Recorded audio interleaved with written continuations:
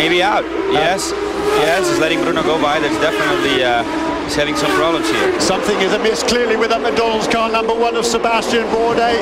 It's all gone wrong for him. It went wrong for him yesterday. He made a mistake and hit the wall actually in that car part of the racetrack, and now it would appear again some sort of a mechanical problem. He's slowing down. They told him from the pit lane. Craig Hampson, the engineers, told him to recycle the ECU, but whoa, what's that, a big long, yeah, that's flat right front has he as well.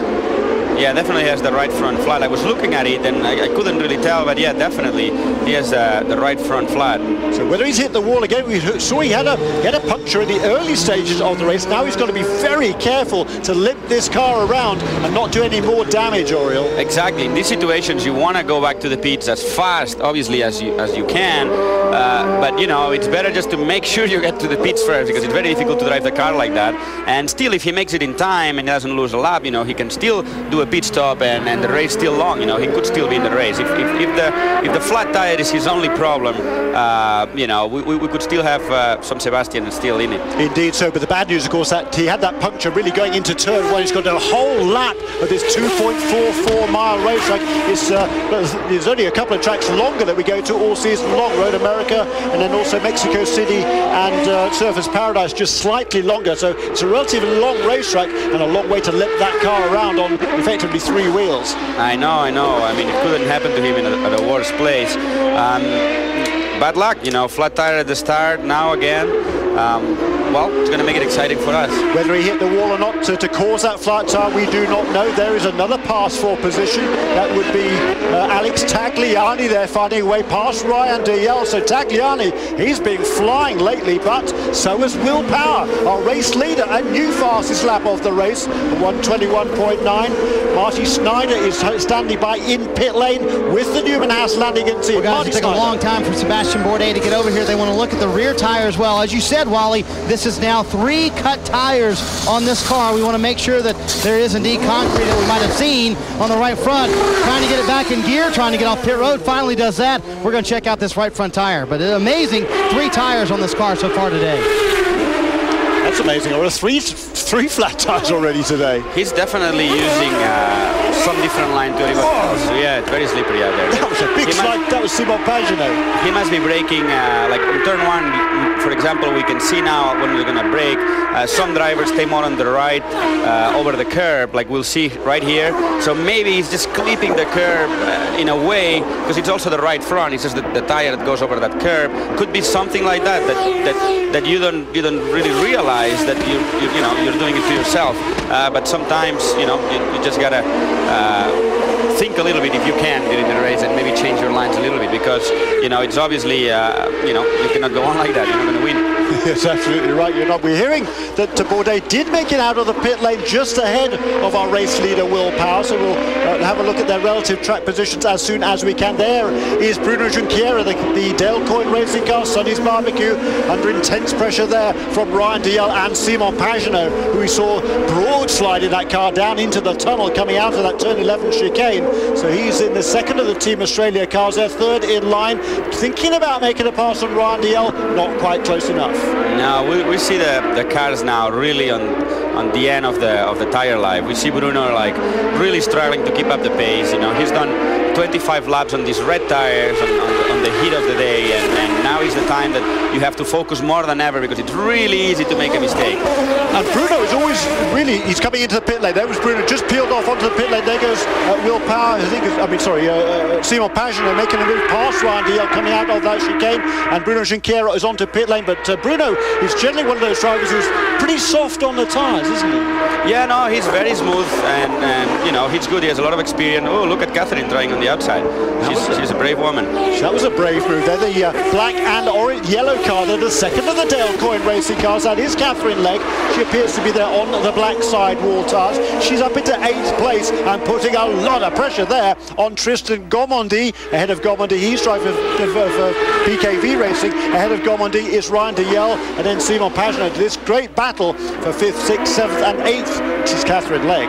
I know, the race could go still, upside down. I mean, we have the top 3 guys that have not pitted. Everybody else has. So if a yellow would come now, it would, change the outcome right away. So, I mean, we'll see. It's one of those moments that, you want to have as much laps as you can on your fuel tank, but you don't want to be the last one in case there's a yellow. So the Will Power and Paul Tracy and Robert Dornbos doing an excellent job to keep those keep up the pace. 22.6, 1 minute 22.6 that time for both Will Power and Paul Tracy, separated by very little at the front of the field. There are the two, and you can see, you just saw a flash of the McDonald's car only about 100 yards up the road. This here is the battle for the lead. Will Power leading Paul Tracy just less than a second between. You can see just a car length or so, and there you just saw a flash of that McDonald's car just ahead of them, Oriol. Yeah, I mean, Sebastian could still win the race. You know, it sounds crazy, but he just stopped. These guys have to stop. You know, anything can happen. We've learned over the years you never count out Sebastian Bourdais, do you? No, especially I know. I was his teammate in 2005. I can tell you, you can never count him down. So PT is expecting a pit stop for the Forsyth Championship Racing team imminently. He said he doesn't want any adjustments to that car. He's very happy with the way it is handling right now, as we believe is Will Power. And I say, turning very consistent laps. These two are doing a great job. And Paul Tracy, he was out on the red tyres in the warm-up this morning, and he said he was really struggling. 5 or 6 laps, and then the tyres were really going away. But I think maybe he was trying to throw everybody a bit of a curveball, because Paul Tracy has done now 27 laps on these red tyres and still turning fast pace. Now here we go, the two ladies onto pit lane.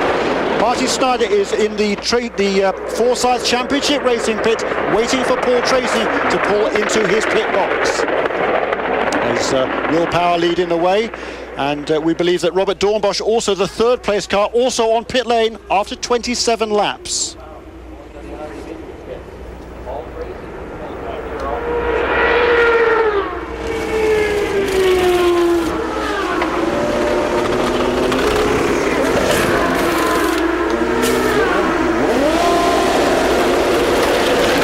There is Paul Tracy. They're just waiting for the last of the fuel to go in. We've had a lot of problems with the refueling systems on these cars, and clearly Walker Racing Team Australia has had a clean stop there for Will Power. Not so clean for Paul Tracy. A big long delay waiting for the last of that fuel to go in. I know. I was looking at it. It took forever. I mean, I couldn't see anything going wrong. It's not like they had a problem or anything. At least I could see, but it just took forever. I really don't know what it is that slowed them down. They've had these problems all week with these fuel systems on the car. It's a brand new fuel system, and it's just not allowing the fuel to go in cleanly. They came up with some brand new parts on Wednesday and Thursday for the teams to put into their cars, but they're still having problems all the way through the weekend. And a lot of teams, both of the Team Australia cars, they had to hold the fuel systems out this morning after the warm-up, and they're just doing everything they can to try to minimize the damage. They're just hoping they're going to have a clean race, and clearly it wasn't a clean pit stop for Paul Tracy. It's now Catherine Legg who's out in the front of the field. Wow, Catherine Legg from Tristan Gomery. They made a pit stop in the very early stages, or during those early yellows, so on a slightly different strategy to everybody else. They're now on pit lane, we believe, and it's Alex Tagliani, who was the first of the leaders to make a pit stop, is now in the lead of this motor race. Yeah, this race is going to be very exciting when we get towards the end, and you know, everybody has pitted. Yeah, so there we go. There goes Will Power. He's shown now in 6th place after his pit stop ahead of him. So Tagliani now leads from Simon Pagenaud. Ryan DeYell for PCM, Pacific Coast Motorsports, in 3rd place. A remarkable debut for that team. And Ryan is showing some very quick laps as well. Last time around, a 1 minute 22.9, which is a half a second quicker than our race leader, Alex Tagliani. Ryan and the PCM team teammate Alex Figge, they've been driving those two together in sports car competition the last couple of years. Prior to that, they were in the Atlantic Series. Then they went off and did the American Le Mans Series, drove a Chevrolet Corvette. Last year, they raced a Pontiac-powered Riley in the Grand Am Series, and now back to open wheel racing and loving it, and doing a very good job too. Oh yeah, it's a great opportunity for both of them, and you know, it's very nice to see a new team like that do such a good job. You know, it's not easy. They're competing against other teams that they've been around for, you know, 20, 30 years. So I'm really impressed how well they're doing. Yeah, Ryan DeYell, 24 years of age, lives in Orlando these days, from Lanarkshire, Scotland originally, and he made his debut in the Champ Car World Series. You might remember a couple of years ago in Toronto in 2005 for Dale Coyne Racing, did a very good job to bring that car home in 9th place on that occasion. And it's been a couple of years to find himself back in the Champ Car World Series. Alex Tagliani leads here in Vegas.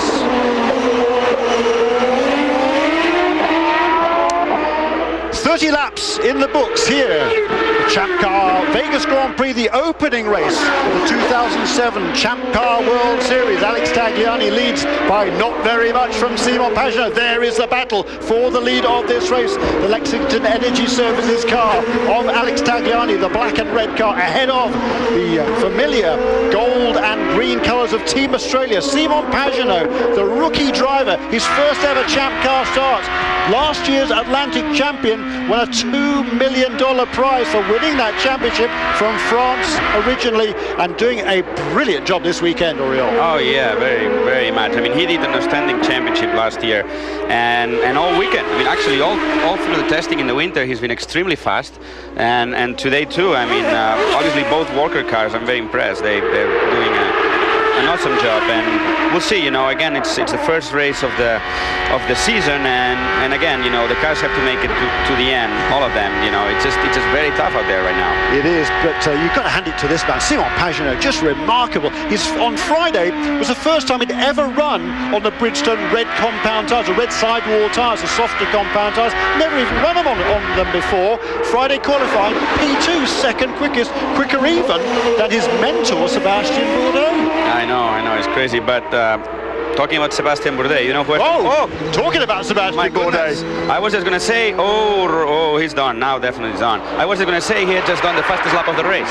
He did 21.6, which is really fast, and maybe too fast. Maybe too fast indeed. It was a 21.6, and that's just been eclipsed as well. A couple of guys gone quicker. Neil Jarney, Paul Tracy and Robert Doornbos, all about 21.3, 21.4. But look at that, the left front wheel ripped off that #1 car. Marty Snyder.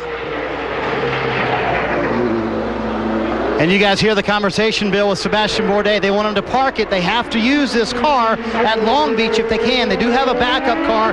They were planning to try and test these cars at Phoenix, but obviously that may be out the window now. The reason we wanted to talk about this also was because the toe-in was knocked in on the car. So the toe link was knocked in on the car. They knew it was going to be a matter of time before they had another tire problem. They just didn't think they would run into the wall like they did last time. Wow, thanks Marty Snyder. So that's the news down from the pit lane, and a problem has been... So wait for safety there. I'm assuming you're at about 11A or B past the chicane. I think that was Craig Hampson, wasn't it, on the radio there too? Yeah, I believe so. Sebastian. It's just before the chicane, just between turn and 10 and 11, and I don't know, they may well have to send out the safety team to get that car out of the way. There's only a few safe havens, they call them, on this racetrack, when they can get the cars out of the way without having to go full course caution. But certainly an apparent mistake there from Sebastian Bourdais, and it's now Alex Tagliani under increasing pressure from Simon Pagenaud. Tristan Gomondy in third place, and Catherine Legg. This is the battle for third and fourth. Gomondy, and here is Catherine, and she is doing a stellar job again, isn't she?